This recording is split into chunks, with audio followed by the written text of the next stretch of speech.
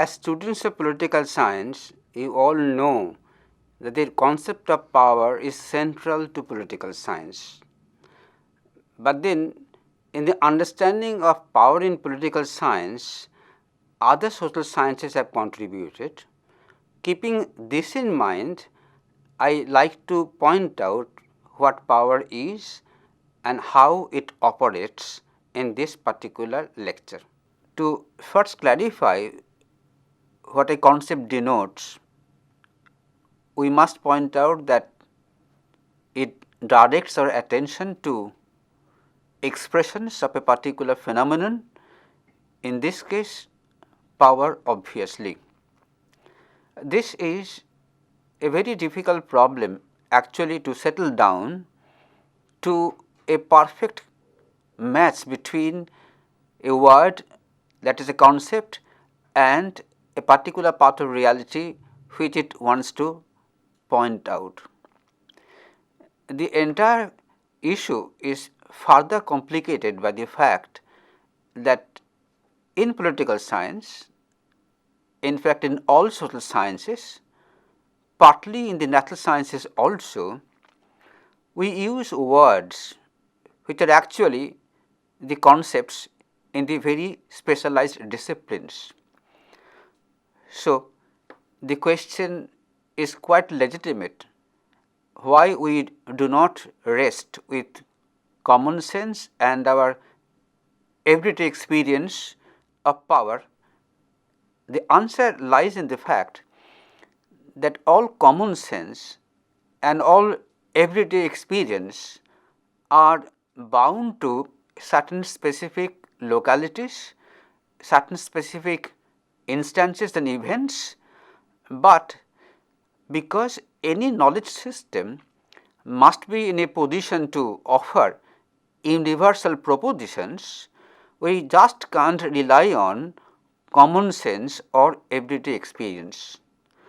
We must hurry to add that we do not ignore them, because from them the illustrations come, and there is a very powerful contemporary movement in the social sciences which argue that common sense is as valid as a specialized sense.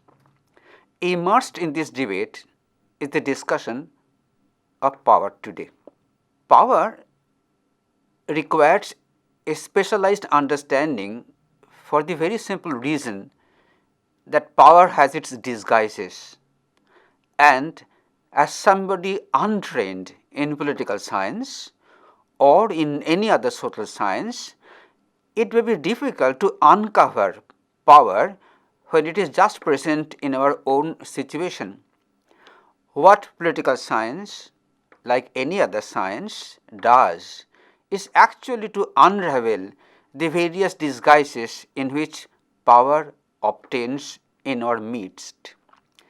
This it does in three ways. First, offering certain theories which situate power as a concept, as a part of a larger argument. When you turn to a discussion of theories, I think you will have enough of illustrations to defend the position. But then it is not about having certain theories only, because since we have the burden of being a science, political science, we actually have to establish all our understanding on the strength of evidence meticulously collected. By meticulous collection, we obviously mean that we collect in a way that nobody suspects that we are being arbitrary.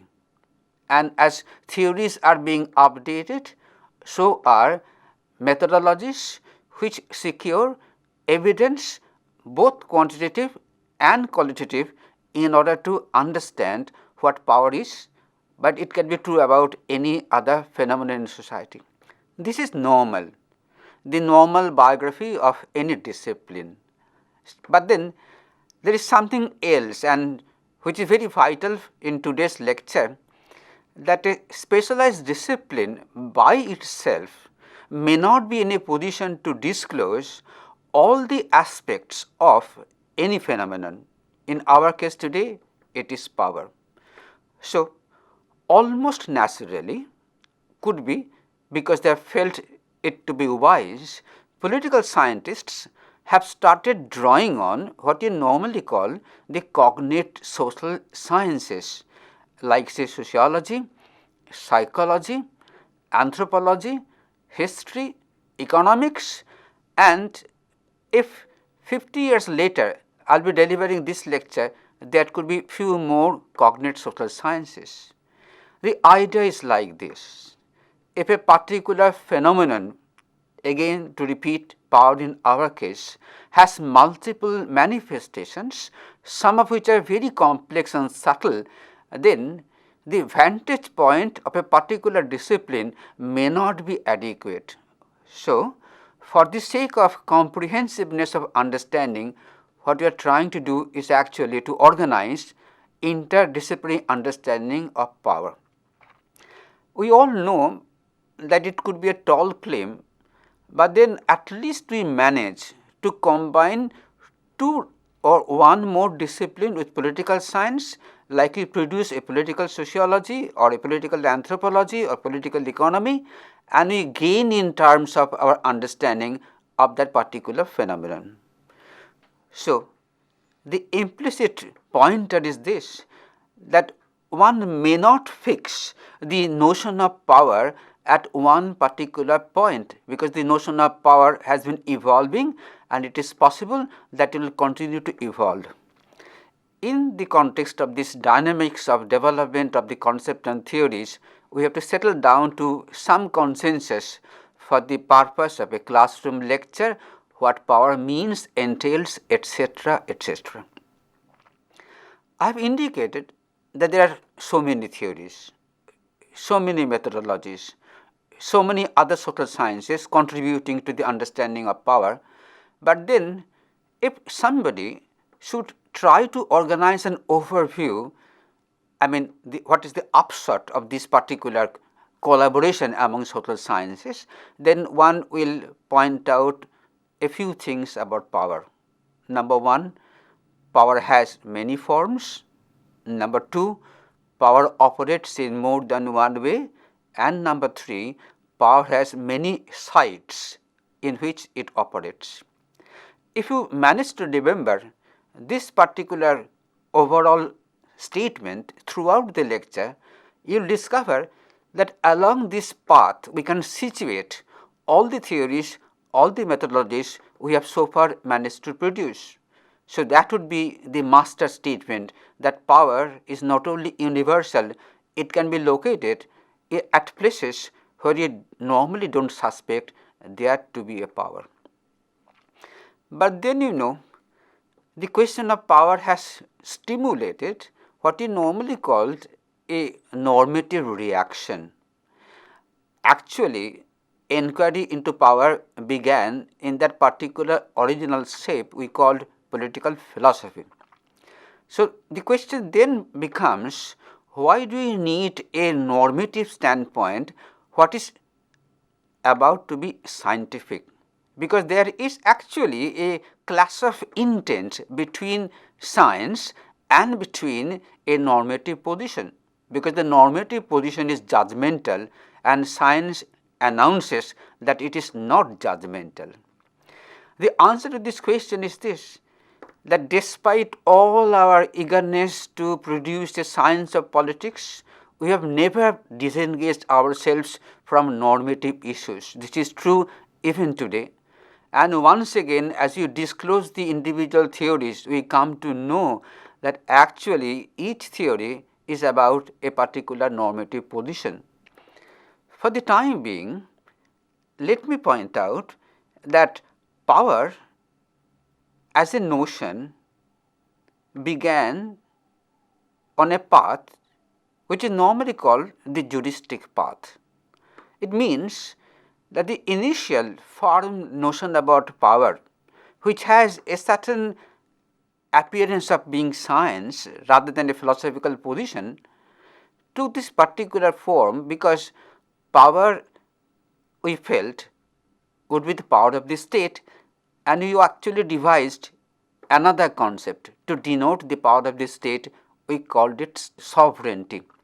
But since then, we have been actually interrogating the notion of sovereignty or the juristic understanding of power.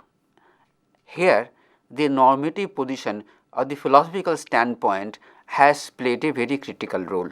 The argument is very simple in the sense that since power is unequally divided, those who are deprived of power, they actually engage those who are powerful in a certain kind of contention, and those who are already in power obviously are unwilling to give them a cakewalk.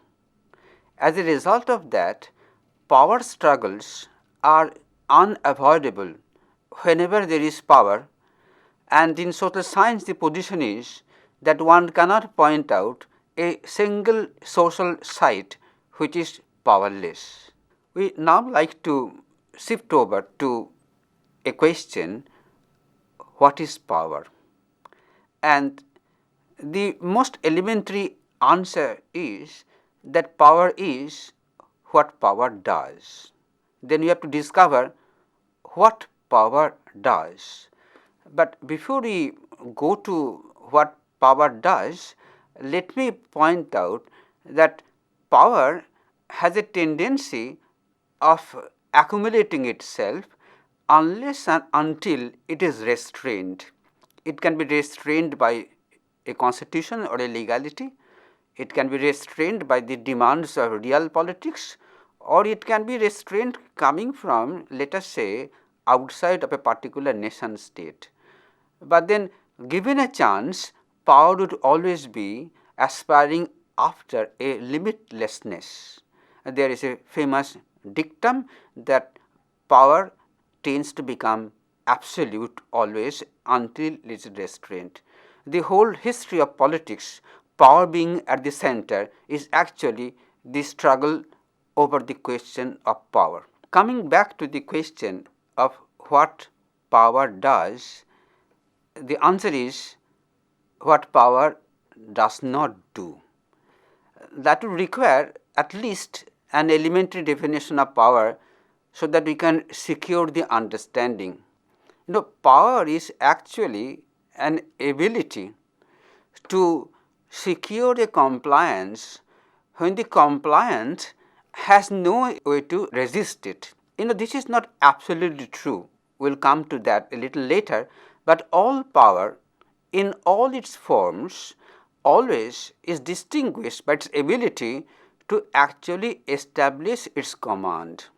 So, the question is, how does this asymmetrical distribution of power, even in so called liberal democracy, secures compliance to its commands?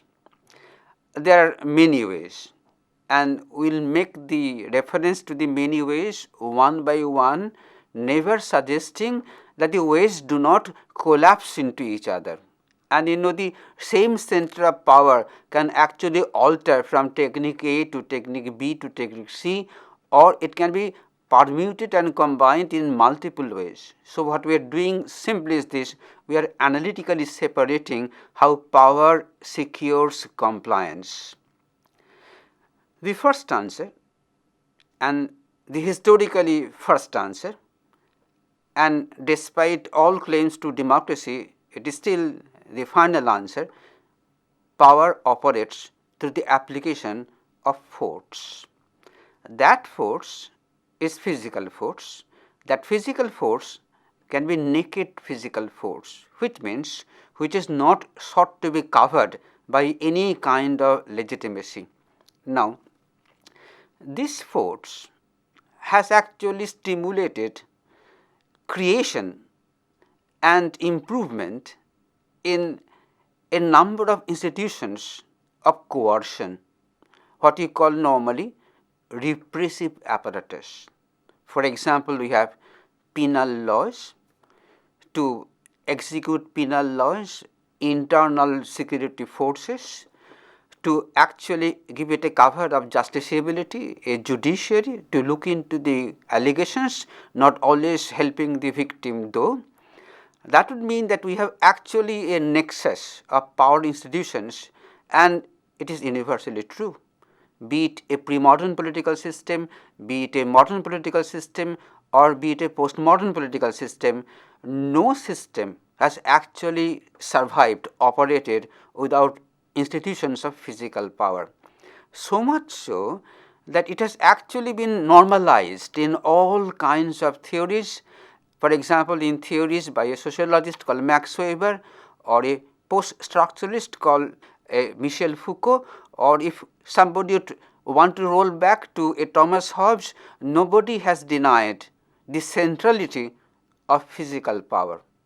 That is very interesting in the sense that the body is the original resource for the ruler and for the ruled, and the powers of the body are extended technologically. For example, I have gunpowder, I have a gun, for example, which actually adds to my muscle power. So, naked physical power has played a critical role in securing compliance, and what is much more remarkable, before the force is actually applied, even the threat that there can be a coercion would be enough to actually turn a whole community into a passive community. Such is the magic of power as violence, or power as force. But then increasingly it has become subtle. Why? Because there can be limits of use of naked power. It can be a moral limit, it can be that it is counterproductive, it sets into motion a civil war. So, you have to have a calculation of how much of naked force can be applied where and when. But then when you cannot apply naked force, obviously you still have to secure compliance. That can be done, that is done in two more ways. One is basically manipulating incentives, for example, rewards, and we all know that state has a mechanism of honoring dignitaries, of rewarding, and state reward can be one particular way of manipulating those who are the dissident voices into the lines of submission. It is much more subtle, and it does not in any case shed blood. Because it does not shed blood, it is not visible either, and it does not provoke moral questions immediately, at least, unless somebody is very discerning. Number two, and which is again typical of our present times, it is a symbolic control or symbolic manipulation. For example, you appeal to nation when actually the rulers do not have the interest of the nation in mind. They have the interest of their own ruling power in mind, but then since people can be motivated, they can be swayed, they can even be mobilized in the name of a nation or class or democracy or war or liberation, then there is this symbolic manipulation which also secures compliance. I raise another question, that when you talk about power, whose power we have in mind? Or to make it more sophisticated, to put it in a conceptual language, what are the agents of power, right? And the agents of power are many. For example, institutions and organizations, or it can be groups, or it can be individuals, or it can be a whole symbolic order. Look at the way the reference has been ranged, and you will probably notice that we have moved from the abstract to abstract, and between the two abstracts we have emerged the concrete cases. So, let us first begin with the question of institutions and organizations. Our normal example would be the state, because nothing like the state has actually displayed the acuteness of power. But I give you a preview that sooner or later we will talk about what we called powerless societies or acephalous societies, where you actually cannot single out the state or locate the state. Even then you find that power is actually in operation. But for the time being, we talk about the modern nation state, and that particular state is actually one critical agent of power. And despite all globalization, despite formation of regional alliances, the state has not disappeared. Despite a feeling that the state might disappear in the days of globalization, it continues to be still the most critical factor. But then you can now sort of decompose the state, and if you decompose the state, you will find that because the state is an idea, what gives concrete manifestation of the state is actually the government. So whenever we talk about the agency called the state, we actually mean the agency called the government. But since we claim, and we cannot avoid making the claim, that power does not reside in the state only, then I must continue with illustrations of institutions or organizations which are agencies of power. Example 2, it can be economic institutions, for example cartels, or let us say chambers of commerce, or it can be little more invisible centers of economic power, and in the form of organization, overt or covert, they are also exerting power in all possible ways.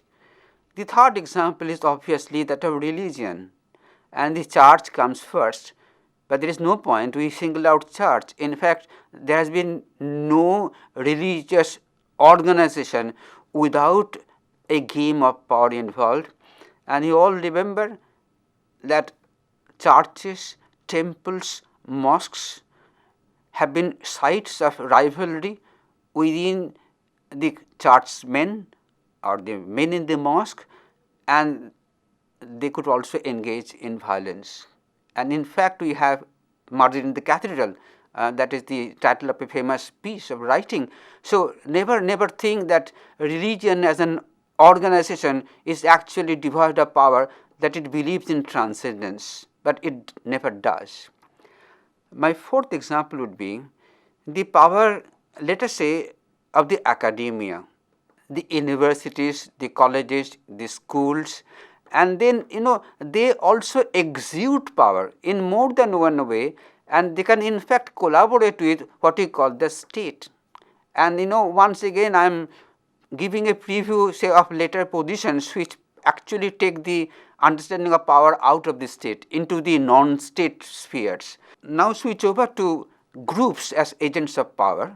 It can be the ruling class, it can be the hegemonic ethnic group, or it can be the elite, or it can be the masses which have managed to organize themselves, like in Cairo, for example. So groups, they can be very vital political agents, and they crop up in course of any kind of political turmoil, and we have many famous examples of groups operating, mobs and crowds operating in course of French Revolution. And if you look at the global history, mobs and crowds play a very critical role in engaging what we call normally anomic violence. My third example would be the example of individuals. So who are these individuals? These individuals can be the constitutional head, or it can be the elected leader like a prime minister, or he can be the secretary of the Communist Party of any particular country, right? Or he can be, let us say, a charismatic person like a Mahatma Gandhi, or in any moment one can be a charismatic person. We have a normal tendency to locate on those who turn out to be universally iconic like a Mahatma Gandhi or a Mao Zedong, but then you can have local heroes sometimes always cropping up in course of any particular kind of political struggle or something like that. And finally comes the power of the symbolic order, the flag, the anthem, the songs of the revolution, and they all actually convey how the human mind is exceptionally susceptible to this actually invisible manipulation of their mind, and they always enjoy listening to music. And we all know that music has played a very critical role in almost all kinds of political rivalry and struggles. You probably recall that at the head of the army in previous times, you will be actually musicians playing to the fun of the soldiers who follow them. So, that way there is also a symbolic way. To get back to the basic position once again, only for the purpose of understanding, I have made a separate reference to 4 possible agents of power. It does not mean that they do not collaborate, or they do not engage in conflict, or at the same site all of them may not be present. Actually, it is basically a case of an interlinked order of presentation of these 4 key actors in politics. But then see, this is the one side of the story, so to say the visible side of the story. We have something called the weapons of the weak, which means we basically argue that those who are weak, they are not actually vulnerable entirely, and they find ploys and they find strategies of actually trying to resist, or what is more popular in current social science, how to stay away from power, how to escape any governance. That way the story is very complex. I mean, the story of the agency is very complex, because there can be many kinds of agents, but only for the sake of argument we have presented a very classified version of the agents of power.